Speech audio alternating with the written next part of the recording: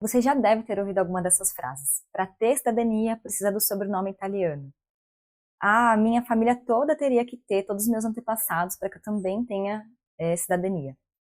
Ou ainda, mas meus antepassados não tinham olhos claros. Então eles não devem ser europeus, né?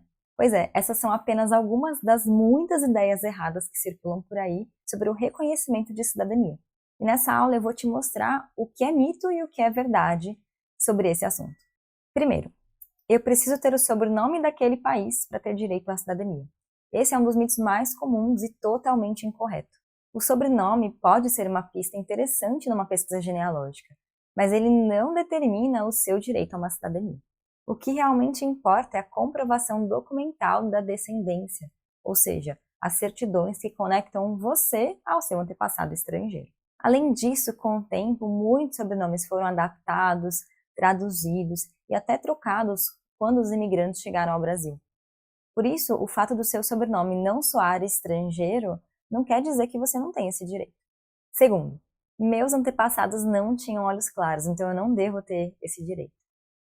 Essa é uma das crenças mais sem sentido que já chegaram até mim.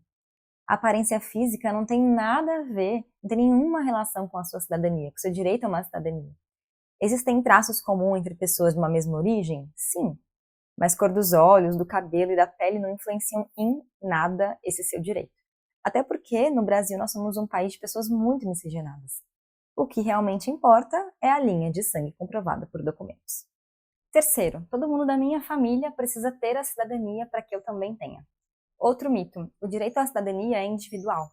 Em alguns casos, as pessoas da sua linhagem direta terão que se tornar cidadãos também, para que você tenha esse direito garantido, como acontece com a cidadania portuguesa.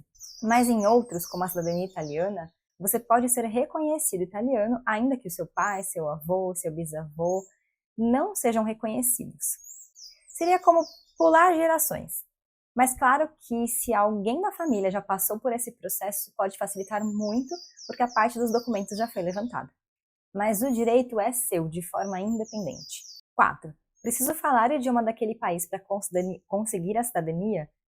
Se você estiver obtendo uma cidadania por descendência, não. Você pode realizar todo o processo sem falar a língua daquele país de origem, dos seus antepassados. Agora, é claro que aprender o idioma pode ser uma grande vantagem, principalmente se você pretende estudar, trabalhar ou até viver nesse lugar depois. Mas não é uma exigência para o reconhecimento iuris sanguinis. A não ser em alguns casos de naturalização. É uma outra forma de cidadania. Nas aulas do direito de sangue revelado, eu explico o que significam essas diferenças entre as formas de obtenção de uma cidadania e como analisar a melhor estratégia para o seu caso. 5. Se o teu antepassado veio há muito tempo, será que você já perdeu o direito? É um mito também. O tempo que passou desde a imigração não tira o seu direito à cidadania. Eu, por exemplo, obtive a cidadania através do meu trisavô italiano que chegou ao Brasil em 1871. O importante é comprovar documentalmente a linha de descendência e cumprir as exigências do país em questão. O tempo por si só não interfere em nada. Se o meu antepassado se naturalizou brasileiro, eu perdi o direito? Essa resposta eu tenho certeza que você não esperava, porque pode ser um mito. A naturalização ela pode afetar o seu direito dependendo das leis do país e da época, mas não significa automaticamente que você o perdeu. No geral, se o seu antepassado se naturalizou depois de ter os seus filhos, ou seja, de forma simples, depois dele ter já transmitido a cidadania, você não perde o direito.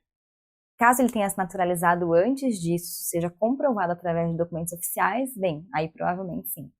Sétimo, o processo de obtenção pode ser burocrático e demorado. Sim, isso é verdade. O processo de reconhecimento de cidadania ele envolve diversas etapas. Cada país tem seu próprio procedimento, prazos e exigências. Em alguns casos, o tempo de espera pode ser longo.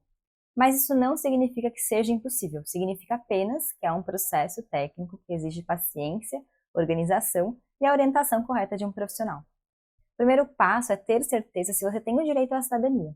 Depois disso, recolher toda a documentação necessária de você até o seu antepassado estrangeiro e entender quais são as exigências da cidadania que você está tentando obter. E então iniciar o processo de forma que faça mais sentido para você. Porque sim, muitas das cidadanias possuem mais de uma forma de acontecer.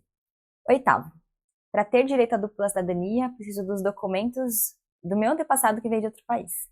Exatamente, isso é verdade. O ponto de partida de todo o processo é comprovar o vínculo com o seu antepassado estrangeiro. Sem ele, não há como demonstrar que você possui esse direito. E esses documentos podem incluir certidões de nascimento, casamento, óbito, às vezes até registros religiosos e de imigração, dependendo da época e do país. E é a partir deles que você vai construir a sua árvore genealógica completa, ligando o seu nome ao nome do seu antepassado que deixou o país de origem. Bem, conclusão. Quando você entende que o processo realmente funciona, percebe que ele é menos sobre sobrenomes e aparência e muito mais sobre documentos, história e até sobre pertencimento.